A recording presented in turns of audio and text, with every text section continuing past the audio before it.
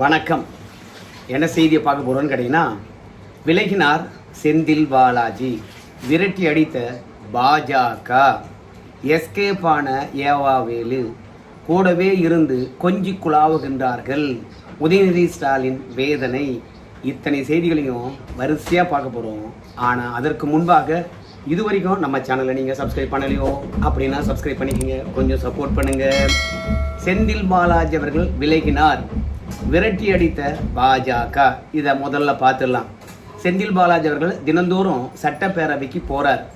ஆனால் அங்கே இருக்கக்கூடிய உதயநிதி ஸ்டாலின் அவர்களையும் சந்திக்கவில்லை. இரண்டாவது, அங்கே இருக்கக்கூடிய எந்த சட்டப்பேரவை உறுப்பினர்கிட்டையும் பேசுவது கிடையாது. மற்ற கட்சி சட்டமன்ற உறுப்பினர்கிட்ட பேசலனா பரவாயில்ல, ஆனால் திமுக சட்டமன்ற உறுப்பினர்கிட்டயே பேசலனா செந்தில் பாலாஜியுடைய திட்டம் என்ன? அது மட்டும் இல்லை, செந்தில் பாலாஜியை பொறுத்த வரைக்கும் 2 முறை ஜாமீன் பெற்றிருக்கின்றார்.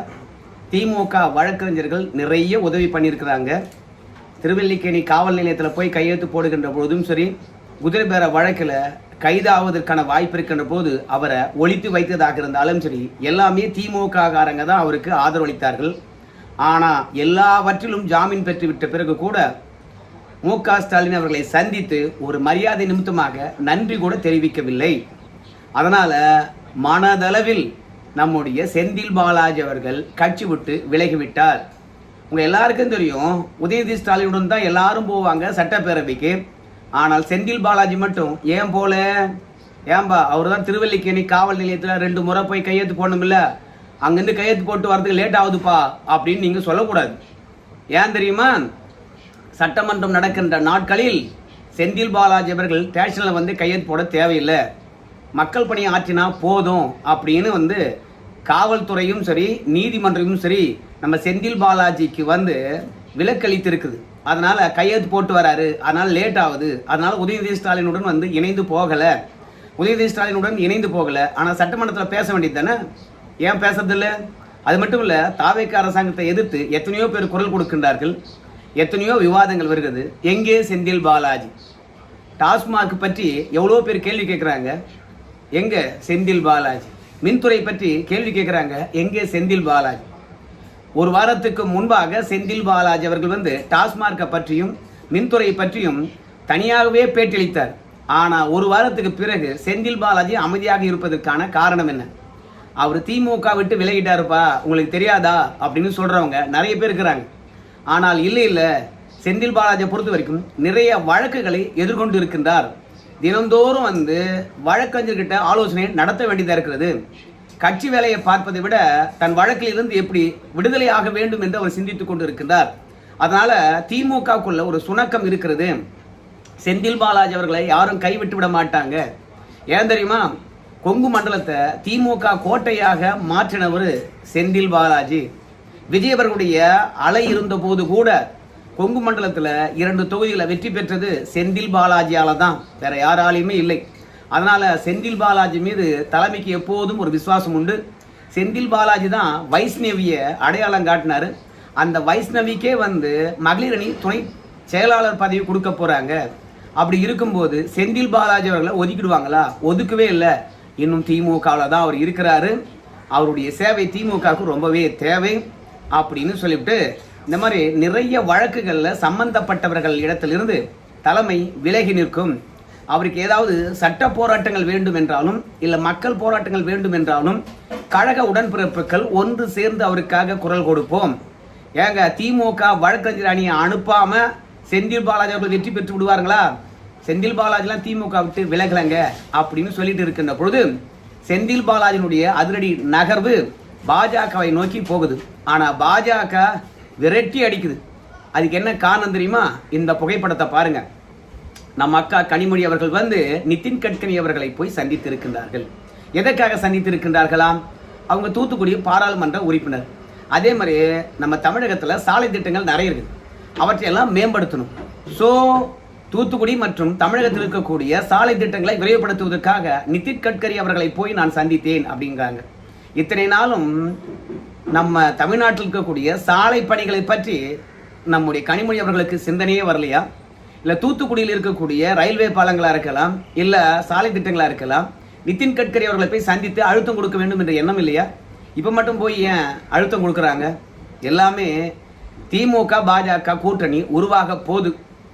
ஆனால் அந்த உருவாக்கம் எப்படி இருக்க வேண்டும் அப்படின்றத நிதின் கட்கரி அவர்களும் கனிமொழி அவர்களும் கூடி ஒன்றாக பேசியிருக்கின்றார்கள். ஏன்னா குறைந்தபட்ச செயல் திட்டத்தை உருவாக்கணும். திமுக வந்திருக்கக்கூடிய இஸ்லாமிய வாக்குகள் பிரிந்து போய்விடக்கூடாது. ஏன்னா திமுக இன்னைக்கு 54 இடங்களில் வெற்றி பெற்றிருக்குன்னா அதுக்கு காரணம் முழுக்க முழுக்க சிறுபான்மையர் என்று சொல்ற இஸ்லாமியர் வாக்கு தான். ஏன்னா கிறிஸ்துவர் வாக்கானது விஜய்க்கு போயிடுச்சு, இனிமே வரவும் வராது. இப்போ இஸ்லாமியர்கள் பாதி பேர் திமுகவை நம்புறாங்க. அதனால பாஜகவுடன் கூட்டணி என்றாலும், அதில் கனிமொழி அவர்களுக்கு அமைச்சர் பதவி என்றாலும், தயாநிதி மாறனுக்கு பழைய பிராட்காஸ்டிங் மினிஸ்டர் பதவியே கொடுத்தாலும் இஸ்லாமியர்கள் குவித்துக் கொள்ளக்கூடாது. அதற்காக அந்த செயல் திட்டம் எப்படி இருக்கணும் என்பதற்காக போய் RSS குழந்தையா இருக்கக்கூடிய நிதின் கட்கரி அவர்களை போய் சந்தித்திருக்கின்றார்கள். ஏன்பா பிஜேபியிலே நிதின் கட்கரி அவர்கள் தனிய அமைச்சரவை நடத்துறவர், அவருடைய தனி ஆவர்த்தனம். மோடியெல்லாம் அவர் மதிக்கவே மாட்டார். அதனால மோடிக்கு நெருக்கமா இல்லாதவரை போய் சந்திக்கின்ற கனிமொழியை போயிட்டு திமுக பாஜக கூட்டணி உருவாக்கத்துக்காக தான் போய் சந்தித்து இருக்கின்றார்னு சொல்றேன். எல்லாம் நியாயமா இருக்குமா அப்படின்னு கேட்டீங்கன்னா, முதல்ல யாரை பிடிச்சா பாஜக திமுக கூட்டணி ஒருமித்த குரல்ல உருவாகும் அப்படின்றது அவங்களுக்கு தெரியும். நம்ம மோடியெல்லாம் ஒரு பொம்மை தான், இந்த அரசாங்கத்தை அமித்ஷாவும் RSS தான் வழி நடத்துறாங்க அப்படின்னு தெரியும். நிதின் கட்கரி அவர்கள் என்ன முடிவெடுக்கின்றாரோ அதை மோடி அவர்கள் ஆமதிப்பார் என்ற விஷயம் எல்லாருக்கும் தெரியும். அதனால சும்மானா கனிமொழி அவர்கள் போய் நிதின் கட்கரி அவர்களை சந்தித்தது சும்மா போய் சொல்றப்பா திமுக பாஜக கூட்டணி உருவாக போகுதுன்னு சொல்லிட்டு அவர்லாம் பாஜக நெருக்கமாவே இல்லப்பா அப்படின்னு சொல்லிட்டு கம்பு சுத்தக்கூடாது. இந்த மாதிரி திமுக பாஜக கூட்டணி உருவாகின்ற தருணத்துல செந்தில் பாலாஜி பாஜகக்குள்ள வரேன்னு சொல்லிட்டு டிக்கெட் போட்டா சும்மா விடுவாங்களா? விரட்டி அடிக்கிறாங்க. ஐயோ விஜய் கிட்ட இருந்து காப்பாத்துங்க, திமுக காப்பாத்துற மாதிரி தெரியல அப்படின்னு கெஞ்சுறாரு. ஆனால் பாஜக பொறுத்த வரைக்கும் நம்முடைய செந்தில் பாலாஜியை ஏற்றுக்கொள்ளலாம் என்று தான் நினைக்கிறாங்க. ஆனால் 22 எம்பிக்கள் இருக்கிறாங்க, மாநிலங்களவையில் ஒரு 8 எம்பிக்கள் இருக்காங்க, சொலையா 30 எம்பிக்களை கையில் வைத்திருக்கக்கூடிய திமுகவை இப்ப பகைச்சுக்கிட்டாங்கன்னா மகளிர் இடஒதுக்கீடு மசோதா, அது மட்டும் இல்ல தொகுதி மறுவரை மசோதா எல்லாமே நாசமா போயிடும். அதனால செந்தில் பாலாஜி ஒரு ஆளுக்காக இத்தனை இழக்க முடியாது. பாஜகவுடைய கொள்கை சிவில் கோடு கொண்டு வருவது, 2வது தொகுதி மறுவரை செய்வது, பெண்களுக்கான இடஒதுக்கீடு மசோதாவை நிறைவேற்றுவது. ஸோ இந்த கொள்கையில் இருந்து எந்த விதத்திலும் சமரசம் செய்து கொள்ள மாட்டார்கள் பாஜகவினர். அதனால தான் செந்தில் பாலாஜி வரன்னு சொன்னவர்கள் கூட விரட்டி அடிக்கின்றார்கள். ஆனா திமுக பாஜக கூட்டணி உருவாகலன்னு வச்சுங்களேன், செந்தில் பாலாஜி திமுக கூட்டணியில் தான். 2வது இந்த தொகுதி மறுவரை மசோதாலாம் கொண்டு முடிச்சுட்டாங்கன்னு வச்சுங்களேன், பிறகு செந்தில் பாலாஜி பாஜக தான். அதனால கொஞ்சம் வெயிட் பண்ணுங்க அப்படின்னு சொல்லியிருக்கிறாங்க. பார்க்கலாம் செந்தில் பாலாஜியை பொறுத்த வரைக்கும் வெயிட் பண்றாரா, இல்ல தன்னை தற்காத்துக் கொள்வதற்கு அவரை காப்பாற்றுவதாக உறுதியளிக்கக்கூடிய கட்சியில போய் இணைகின்றாரா என்று பொறுத்து பார்ப்போம். ஆனால் திமுகவிலிருந்து விலகினது தான், எந்த விதமான சந்தேகமும் இல்லை. ஆனால் திடீர் ட்விஸ்டாக கழகம் பலவீனமா இருக்கிற இந்த தருணத்துல யாரையும் இழந்து விடக்கூடாது என்பதற்காக செந்தில் பாலாஜி அவர்களை திமுக தலைமையை கூப்பிட்டு சமாதானப்படுத்தினாலும் படுத்தலாம். என்ன நடக்க போகுதுன்றது மேலே இருக்கிறவனுக்கு தான் வெளிச்சம். 2வது கூடவே இருந்து கொஞ்சி குழாவுகின்றார்கள் அப்படின்னு நம்ம உதயநிதி ஸ்டாலின் அவர்கள் விரக்தி அடைகின்றார். உங்க எல்லாருக்குமே தெரியும், நம்முடைய சட்டமன்றத்தில் 2 நாள் நம்முடைய உதயநிதி ஸ்டாலின் அவர்கள் அமைதியாகவே கழித்தார். பெருசா எந்த ஒரு சண்டை சச்சரவும் கிடையாது, வாக்குவாதங்கள் கிடையாது, பாயிண்ட் பை பாயிண்டா எழுதி கொடுப்பாங்க, அதை படிப்பாரு, அதெல்லாம் கூட கிடையாது. ஆனால் 2 நாள் அமைதியாகவே இருந்தார். அதுக்கு காரணம் திமுகவில் உதயநிதி ஸ்டாலினும் மற்ற சட்டமன்ற உறுப்பினர்களும் தவேகாவுடன் சண்டை எடுக்கின்றார்கள். ஆனால் சீனியர்களை பொறுத்த வரைக்கும் கேமரா திரும்பாத நேரத்தில் தவேகா சட்டமன்ற உறுப்பினர்கிட்டையும் அமைச்சர்கிட்டையும் மாமா மச்சான்னு சொல்லிட்டு பேசிக்கிறாங்களாம், நண்பர்கள் என்று பேசிக்கிறாங்களாம். ஆதவ அர்ஜுனா திமுகவை அழிக்க வேண்டும் என்று நினைக்கின்றார்களாம். ஆனா பல சீனியர்கள் ஆதவ அர்ஜுனா கிட்ட நம்முடைய உதயநிதி ஸ்டாலினை பக்கத்துல உட்கார வச்சுக்கிட்டே கொஞ்சம் குழாவுகின்றார்களாம். இது உதயநிதி ஸ்டாலினுக்கு பிடிக்கவே இல்லையா.